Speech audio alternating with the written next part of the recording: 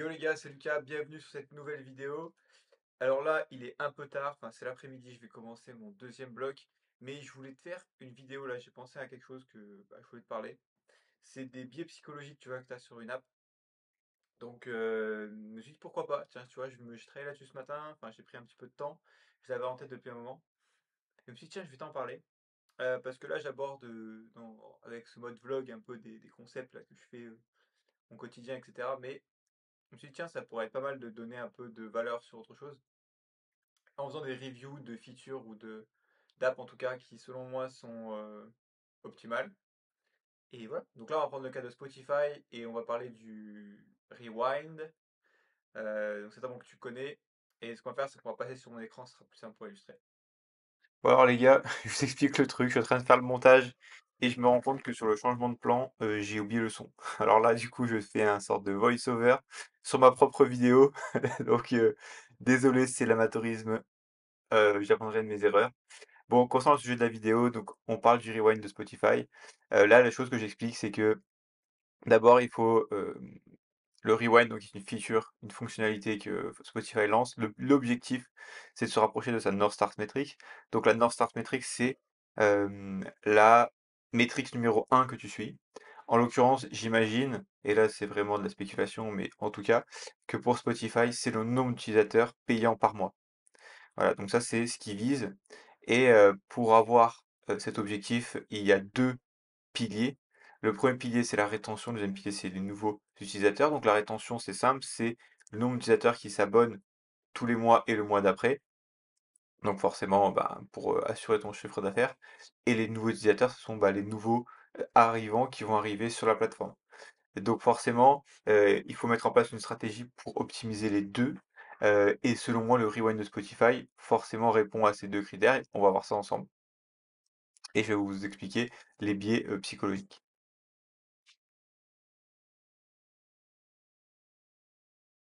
Décidément, je parle un peu plus dans ma vidéo, je sais pas ce que je raconte. Voilà, donc concernant le rewind, donc les 6 principes psychologiques qu'on va voir, bah, c'est hyper important. Vous allez voir, on appuie beaucoup sur l'émotionnel en fait chez Spotify et ça fonctionne très très bien. D'ailleurs, l'émotion, ben, c'est vraiment le facteur, le principe sur lequel il faut surtout appuyer. Donc après, il y a différents leviers hein, dans ces émotions-là qu'on peut lever, mais ben, on va voir sur Spotify qu'est-ce qu'ils utilisent exactement.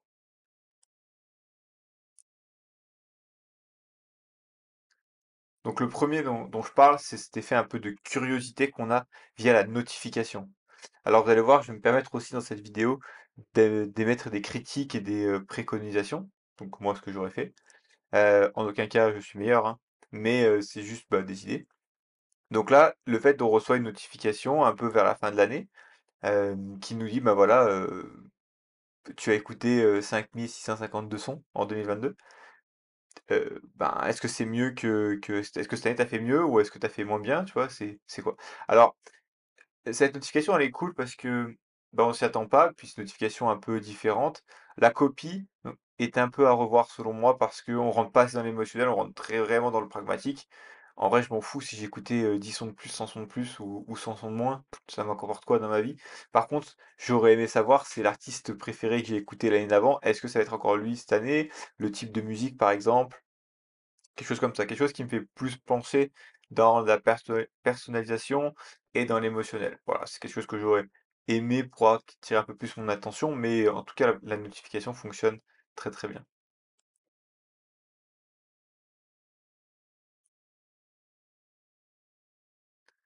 Donc la première chose qu'on peut noter quand on clique sur la notification, ou en tout cas quand on ouvre l'app, c'est qu'on voit forcément ce gros bloc qui nous parle et qui nous dit tout de suite, ben voilà, ton 2023 Rapid, donc en gros ton résumé 2023. Par contre, ce qui est cool, voilà, là je l'entoure, je montre en fait qu'il y a une zone vraiment qui est dédiée, mais comme tu vois, c'est dans l'interface Spotify, ça vient pas une grosse pop-up qui est en plein milieu, donc c'est-à-dire que si t'as pas envie de le regarder maintenant, que t'as envie de faire autre chose, t'as envie d'écouter ta musique parce que c'est pas le moment de te caler 5 minutes pour prendre ton rewind, et ben tu peux avoir l'expérience Spotify classique. Et ça c'est cool, parce que tu peux faire ce que tu veux, et c'est quand tu le souhaites que tu peux avoir ton rewind. T'as les filtres qui sont activés, tu peux l'enlever aussi de ta vue, si jamais tu te trouves fou, ou si jamais c'est vraiment pas le bon moment. Donc ça, c'est cool parce que tu as côté cette excitation, mais t'imposes pas à l'utilisateur, tu vois. Et l'utilisateur, il sait aussi que ça va être temporaire. Il sait que bah, il pourra le revoir, le revoir, mais selon une temporalité et qu'après, il pourra plus le revoir de l'année. Donc là, après, on ouvre le rewind. Qu'est-ce qu'on a? On a le format story, un format story très très efficace. Maintenant, je pense que c'est démocratisé. Pourquoi c'est cool? C'est parce que on enchaîne des différentes pages, c'est dynamique. On va voir aussi qu'il y a de la vidéo et on peut revenir en avant et en arrière. Donc ça, c'est cool. Ici, on vient t'accrocher en te disant, bah voilà, t'as écouté 3600 artistes cette année, bah, qui c'est à ton avis, tu vois? On te pose une question et toi, inconsciemment, tu vas réfléchir et te faire ton propre classement et tu vas dire: «Mais putain, mais je sais pas, quoi. J'ai envie de savoir, j'ai cet effet de surprise» et c'est ça qui te tient en haleine pour continuer. Et on rentre dans ce qu'on appelle le storytelling. Alors, le storytelling, c'est très très fort, hein, donc c'est le fait de raconter des histoires. Et là, on va chercher vraiment dans l'émotionnel. Vraiment dans l'émotionnel, on va refaire la rétrospective de ton année, chose qu'on fait, rappelle-toi, chaque fin d'année, tu fais ta rétrospective, qu'est-ce que j'ai atteint comme objectif, qu'est-ce qui a été bien, pas bien cette année. Et ben là, c'est pareil, on te le fait avec ta musique. Et la musique, forcément, ça va avoir des points d'ancrage, ça va te mener à des moments de ton année, et donc tu vas te rappeler de certaines émotions que tu as passées dans cette année. Là, en l'occurrence, sur cet écran, bah, on te dit ton groupe préféré et aussi on te dit une chose très très importante, c'est le groupe l'appartenance à un groupe. Parce que comme tu peux voir, on te dit que tu es dans les top 0,5% des fans, donc c'est quand même énorme, et tu as écouté 1700 sons, là, 1700 minutes ensemble.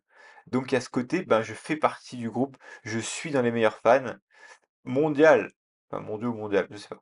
Donc en gros, je suis dans le top 5, top 0,5%, donc ça a un côté d'appartenance. Et on voit toujours en bas de l'écran qu'il y a cette fonctionnalité de partage qui est omniprésente, et on va en parler après aussi dans l'autre point. Donc là, le storytelling est très très important, et bien sûr, c'est très personnalisé, ça forcément, c'est ton propre rewind. Ok, après on accompagne d'autres pages avec, tu vois, quelque chose de spécial avec ces top artistes. Donc pareil, on rajoute un côté, ben c'est toujours bien animé, il y a des bonnes couleurs, c'est dynamique, ce côté suspense un peu. Comme je te disais tout à l'heure, on a la timeline par mois ici. Et donc en mai, tu as écouté Chill, en février, c'était plus Drake. Et donc forcément, ça te rappelle des souvenirs, ça te rappelle des moments, et tu le fais inconsciemment dans ton année. Et donc là, bah, Spotify appuie dessus, bah, ils savent très bien que c'est très très fort pour susciter ton attention.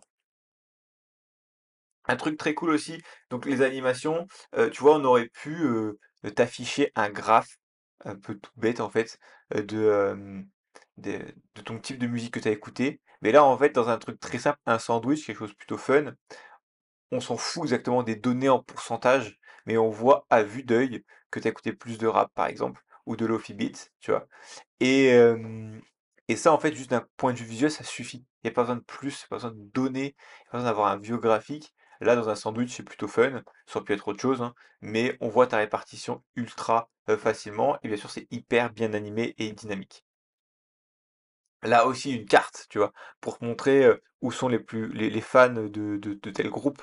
Donc, on prend une carte, une map, c'est toujours attrayant. Ça fait la carte, normalement, avec l'animation, c'est une terre qui bouge, et puis ensuite, ça se rapproche avec le point.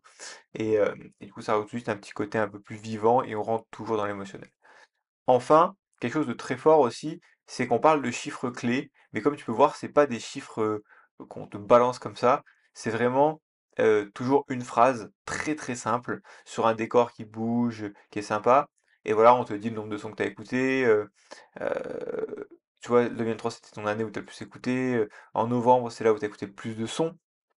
Voilà, donc c'est un peu des moments clés que tu peux partager et que toi tu peux retenir, voilà, et que tu peux comparer aussi avec d'autres personnes ou tes amis, par exemple.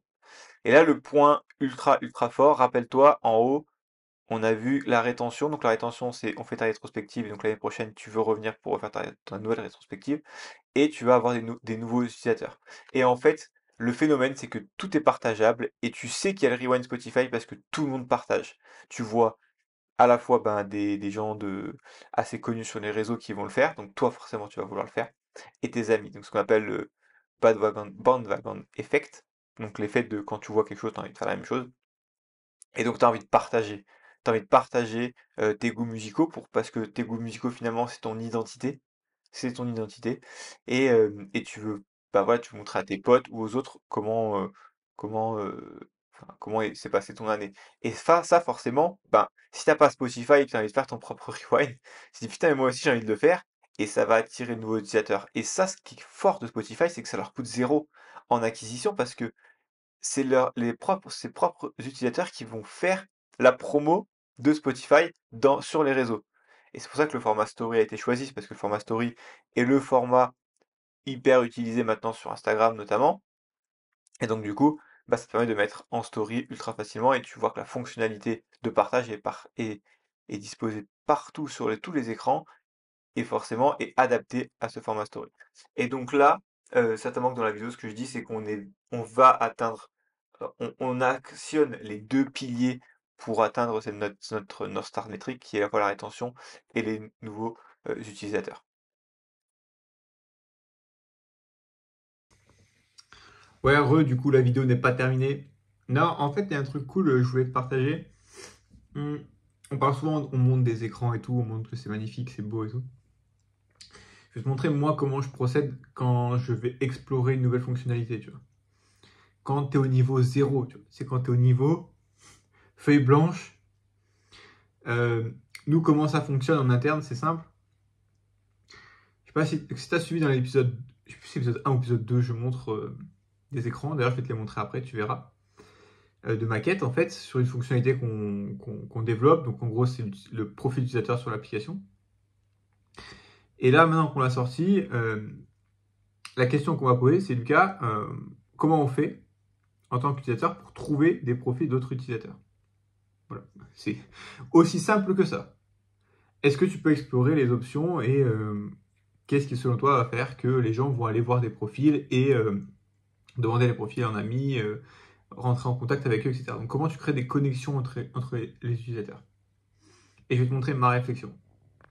Alors, tu vois ça, j'utilise Fijam. En fait, Fijam, c'est simple, c'est comme un tableau pour moi. Et comme tu peux voir, toutes les features qu'on a faites, elles sont là, tu vois. Enfin, pas toutes, mais beaucoup. Et donc là, en gros, c'est bon, la fonctionnalité qu'on veut développer, dont je viens de te parler. Et ma réflexion, alors je dis pas que c'est la meilleure réflexion, que c'est comme ça qu'il faut faire, etc. Franchement, tu fais comme tu veux.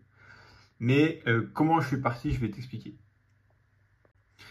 Alors, je vais pas te faire un. Là, je suis avec mon écran avec l'iPhone. Franchement, j'ai trop la flemme de remettre la caméra. Et peut-être que je te ferai un débrief quand ce sera fini, parce que là, ça va encore bouger. Mais en gros, je pars, tu vois, ici, là. Attends, je te montrerai avec mon doigt. Après, par là. Putain, là. Oh là là. Sans montage, ça va être la folie. En gros, c'est j'explore et je me dis, ok, qu'est-ce qui peut être bien, qu'est-ce qui peut être pas bien. C'est-à-dire, qu'est-ce qu'il faut faire, qu'est-ce qu'il faut pas faire. Là, c'est en mode, je pars d'un fait réel et je me pose une question. Tu vois. Donc là, c'est quelles actions les activistes ils font pour entrer en contact pendant les manifestations. Là, c'est mon idée que j'illustre. Donc, putain de merde de flou. Donc, c'est, tu vois, upside, donc ça peut être autre chose. Hein. Mais du coup, je pars d'un fait réel pour mettre dans un produit, tu vois. Et donc là, je suis toujours pas dans le produit. Hein. Et là, je dis pourquoi et je dis comment. Ensuite, je pars sur les bénéfices de pourquoi cette idée est bonne, quels bénéfices ça va apporter, comment on peut accéder à cette fonctionnalité. Et ensuite, je pars sur les user flow, donc en gros dans le produit, à quoi ça va ressembler. Et ensuite, je vais faire les maquettes. Donc d'abord, avant d'attaquer les maquettes, ça va être des dessins. Tu vois, des dessins vraiment un peu à l'arrache pour voir comment je peux positionner ça. Tu vois. Je vais te montrer après là, quand je vais les avoir fait. Une fois que ça c'est validé, on passe sur les wireframes basse qualité, tu te rappelles ce que je t'avais montré. Et une fois que ça c'est validé, on met un petit coup de peinture, de hi-fi, et puis on lance la feature. C'est comme ça fonctionne. En tout cas, c'est comme ça qu'on fait. Et on itère en fait. Une fois qu'on a du feedback, on améliore la fonctionnalité. Tu vois. On ne fait pas de user recherche, de test produit et tout, parce que bah, on est au tout début, il n'y a pas besoin, on ne change pas non plus le produit de A à Z. Mais voici le process. Tu vois. Donc tu vois là, c'est des maquettes haute définition qui vont sortir, là, qui sont en cours de dev. Donc ce que je t'avais montré un peu en dessin, donc t'as qu'à aller voir les épisodes précédents. Et puis tu as les différents états, tu vois. Bon bref, je vais pas te faire un review de tout. Mais grosso modo, voici le résultat final. Tu vois, quand je te dis de version dessin, c'est à peu près ça que je te montre. Donc, tu vois, c'est vraiment la version ultra dégradée, mais c'est juste pour avoir. C'est pour illustrer tout ce que tu as vu avant, en fait. C'est tout le découlement et t'en arrives là. Voilà, tout simplement. Aussi, petite promo là, je poste pas mal sur X. Je mets les vidéos et les nouvelles là, tu vois, je viens de publier il y a 1 minute pour que j'enregistre la nouvelle vidéo sur le rewind de Spotify. Viens me follow là. Viens follow. C'est quoi ma bio? Putain. Ouais, Lucas Simula, tu tapes Lucas Simula, tu me trouves, tu m'ajoutes. Tu verras, je suis encore plus actif là-bas. Bon, fin de la journée, j'ai le cerveau retourné. Voilà ce que ça donne à la fin. Il m'a juste encore un flow à faire. Là, tu vois, il manque une petite place. Mais grosso modo, voilà ce que c'est quand on passe nouvelle feature. La next step ensuite, une fois qu'on a ça, c'est de challenger. Donc ça a déjà été challengé là juste avant. Donc probablement que l'aspect map n'y sera pas. Donc fait chier. J'essaie de la placer à chaque fois, mais elle est compliquée. Donc tu dis tout ce découlement pour uniquement un écran là, tu vois, c'est pas beaucoup. Mais en fait, il y a tout un concept dans ça. Sauf que je vais pas faire le design, tu vois. Tout est expliqué là-haut. Mais je vais faire le design là en papier. Là, c'est juste pour représenter à quoi ça va ressembler à peu près sur l'app. Donc la next step, c'est donc une valider ça. Et ensuite, on va explorer la partie Lofi. Donc tu la connais, hein, tu la connais déjà. Et puis après, ensuite, on passe en hi-fi et tout. C'est c'est parti. D'ailleurs, dis-moi si ça t'intéresse que je te montre moi la démarche que j'ai pour quand tu pars d'une feuille blanche à passer au design pré-développé. Tout le process, je sais que c'est des fois un peu flou, mais je n'ai pas dit que j'avais la meilleure méthode, mais en tout cas, je peux te montrer moi comment je fais. Ça peut être cool, ça peut être une idée de vidéo. Dis-moi ce que tu en penses, dis-moi en commentaire si tu veux qu'on partage, enfin, que je partage cette info. Sinon, la fin de journée, donc vidéo un peu spéciale. On va commencer, mais genre au début, j'ai pas prévu de filmer. Ensuite, une idée passait par la tête. Je me suis dit, tiens, je vais filmer. Mais du coup, j'ai pas bougé mon fiac de ce siège, tu vois, de la journée. Donc là, il y a un peu de soleil. Je vais en profiter pour aller un peu dehors, là, prendre un peu la lumière du jour. Tu vois, j'ai les yeux explosés. Ça va faire du bien de pas être devant les écrans. Donc, ce que je te dis, c'est merci, tu mets un like, tu partages, tu mets un commentaire. Tu peux prendre une consultation si tu veux, enfin un rendez-vous comme tu veux, appelle ça comme tu veux, dans les commentaires. C'est gratos pour le moment, profites-en. On vient, on discute, tout ça, tout ça. Je te dis à la prochaine, c'était Lucas. Ciao! Ah ouais, pense t'abonner, hein. Abonne-toi!